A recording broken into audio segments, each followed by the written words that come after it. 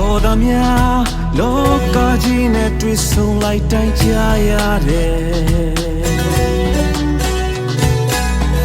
ဘယ်မှာလဲ